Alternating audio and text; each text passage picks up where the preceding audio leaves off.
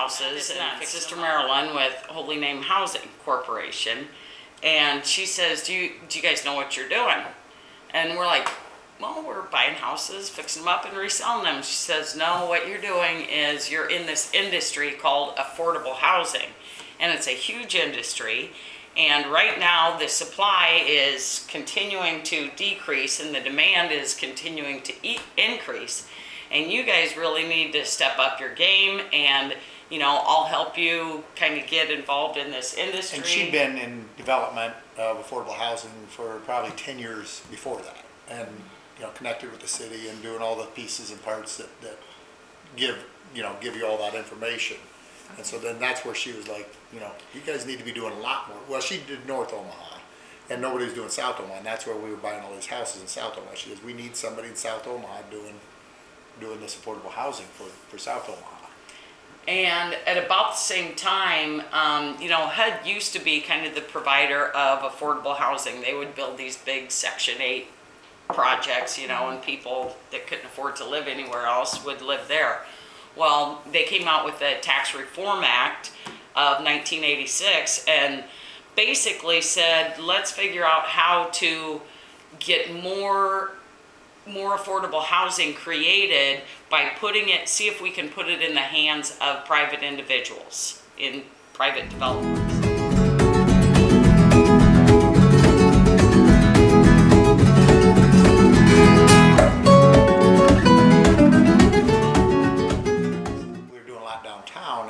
Back and said, hey, it's a market study. Yeah, you can always use more affordable housing we can in Omaha, but at the rate you guys are doing it as NuStyle, and you're the only ones downtown right now doing it, that you will cause a pocket of poverty downtown if you don't start doing some market rate housing.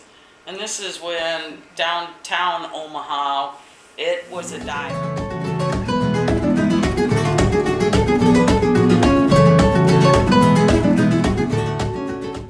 Redo one of these buildings after 100 years, they're good for another 100 years. I mean, where you go out and just build a wood frame apartment building, maybe 25 years from now, they're deciding, okay, we're going to tear it down, or we're going to start over, or what are we going to do? So, yeah. I think that's, and everybody, that's just when you walk in a building, you feel it, and you see it, and it's like, I think that's what gives it that neat feeling, and just the. And I think I think that's just kind of an innate thing in human beings. You come into the old market area and people are interested in the past. They want to see, how, what this used to be, and it's unique. I mean, you think about it, Omaha's 1% of the buildings, are historical, the other 99 are not. So it's like, what, that's, you want to see that cool 1%.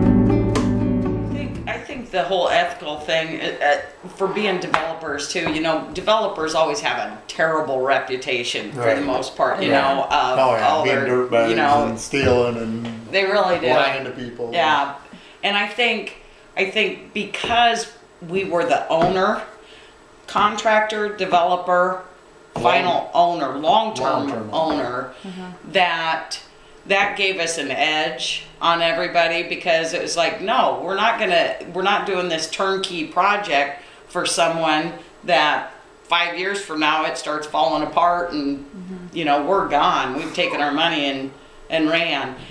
And even with the investors and stuff, you know, they were always local, and we knew them. We had personal relationships with them. I mean, you know, like they became friends. You work with someone for that long a time, and you get really close relationships.